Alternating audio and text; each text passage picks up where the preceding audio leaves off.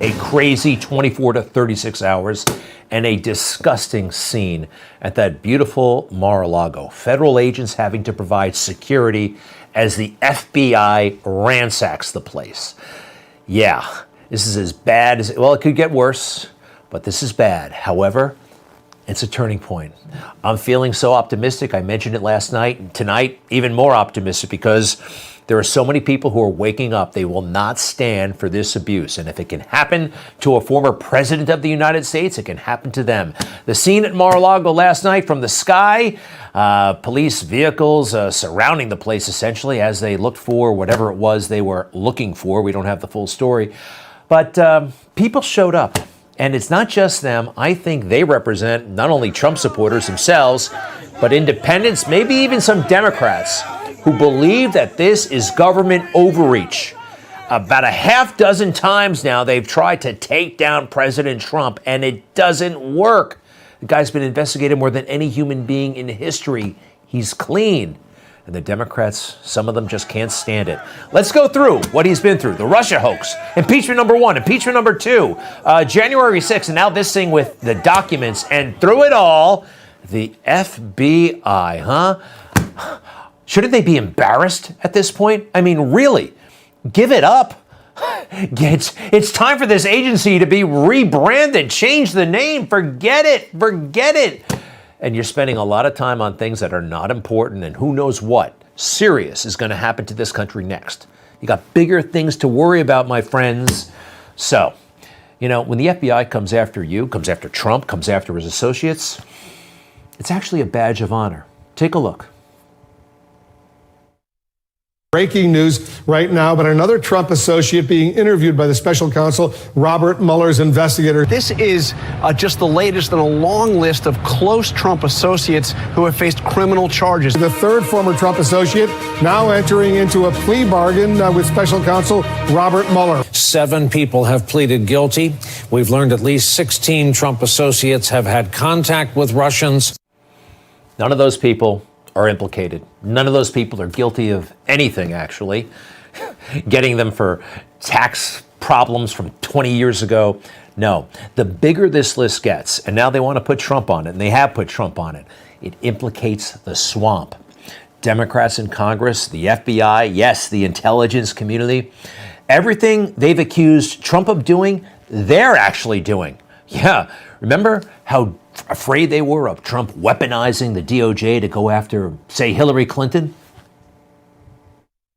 The she would be in jail thing was, from my perspective, outrageous. It's like a banana republic, as some people have said. That's not the way our democratic system works. A line was crossed that I don't know has been crossed in my lifetime, maybe ever. He threatened to jail his opponent. Right, yeah. Over and over.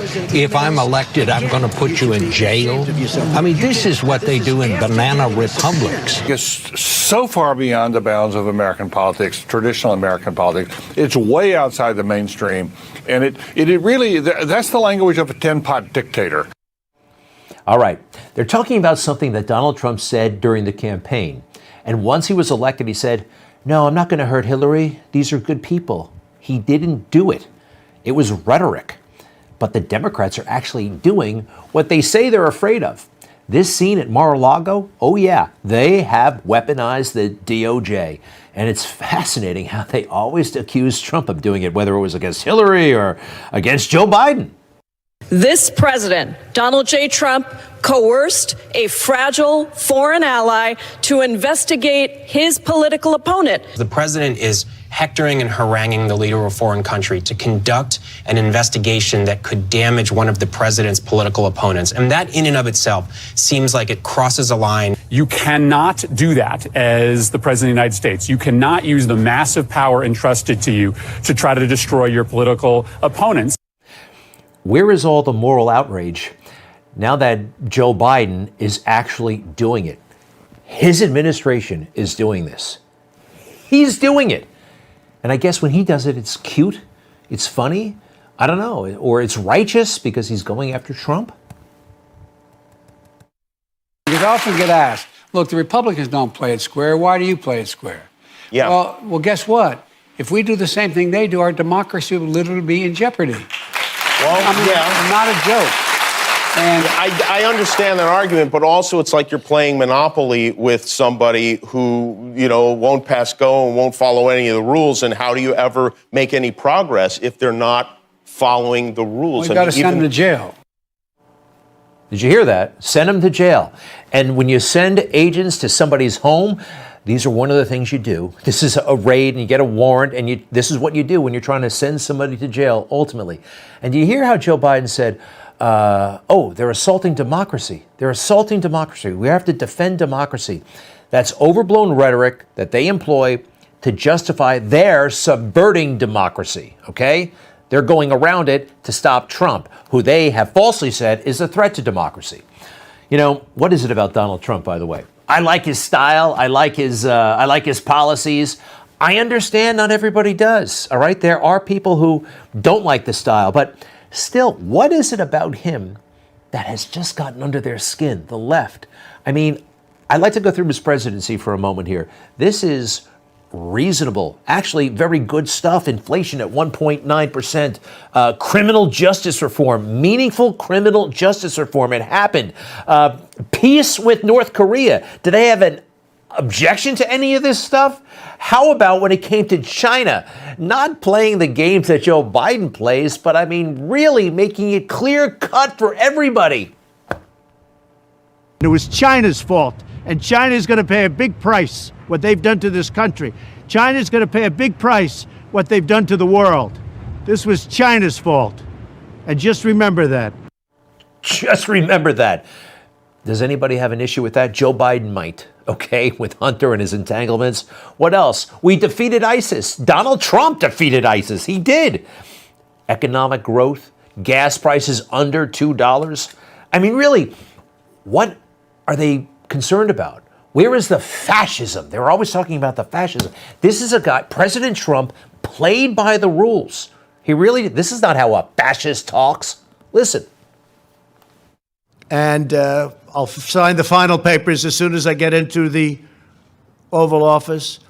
And we will have a national emergency, and we will then be sued, and they will sue us in the Ninth Circuit, even though it shouldn't be there. And we will possibly get a bad ruling, and then we'll get another bad ruling, and then we'll end up in the Supreme Court, and hopefully we'll get a fair shake, and we'll win in the Supreme Court. Just like the ban, they sued us in the Ninth Circuit, and we lost, and then we lost in the appellate division, and then we went to the Supreme Court, and we won. If he were such a fascist, why did he just say, I'm going to decree it, I'm going to make it happen? I'm not going to... No. He wasn't. He's not. He's not. Now, I think what really offends the swamp and the Democrats is the demeanor. And again, he's unorthodox, right? I mean, the tweets and whatnot. But is that any explanation for this? It's like they're going to burn the country down because they are offended by him. January 6th, I think, you've seen the footage by now when they let the protesters inside, the killing of Ashley Babbitt, all that stuff. They did it in an effort to besmirch Donald Trump in the most severe way, because the presidency, as we just pointed out, was actually very reasonable. They have to portray him, vilify him as this threat to democracy. Donald Trump and his allies and supporters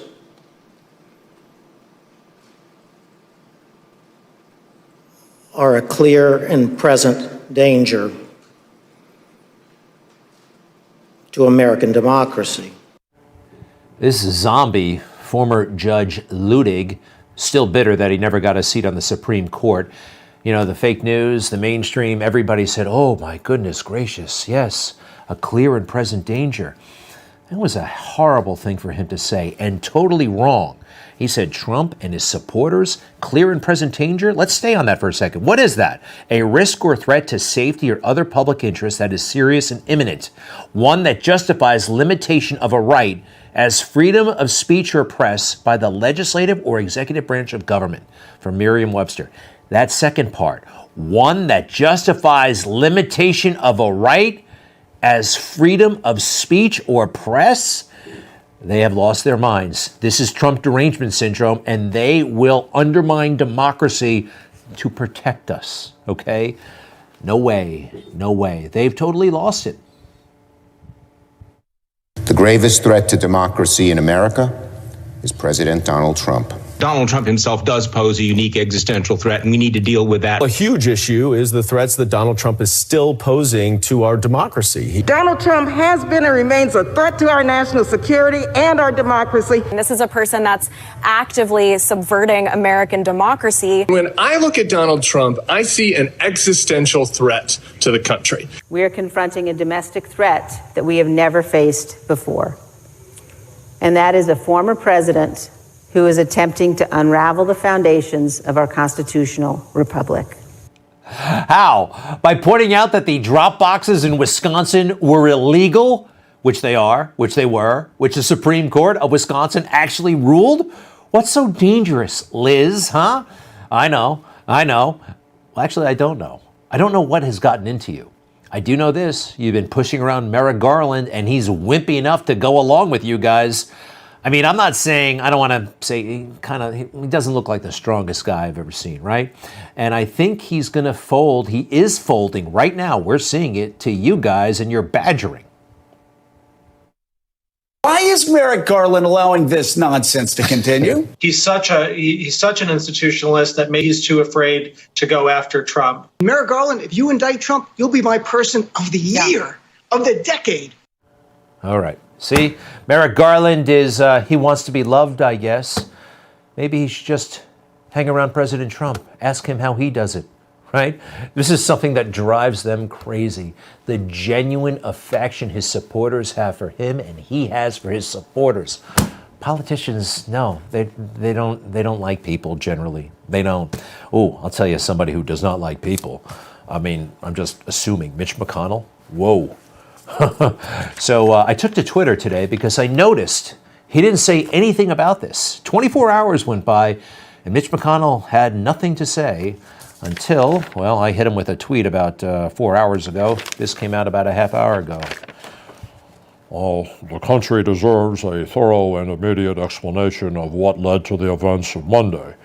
Attorney General Garland and the Department of Justice should already have provided answers to the American people and must do so immediately. Thanks, Mitch. Wow, what a leader, huh? So, I have some advice for the January 6th committee also, because I have a feeling that this is a desperate attempt to, well, it's a couple things. Number one, maybe they acknowledge that the January 6th hearings didn't work, so they have to kick it up a notch, or maybe they're desperately hunting for something tied to January 6th. I don't know, but these folks, their hatred is destroying them. Richard Nixon left office, how many years? 1974. August 9th, 1974. That is 48 years ago. Wow. And I've always been fascinated by the 37th President of the United States. Hey, look at this moment, just as he gets on and he does this thing. Take it full if you don't mind. One of the saddest incidents that he's ever seen. There's the President waving goodbye, and you hear the applause.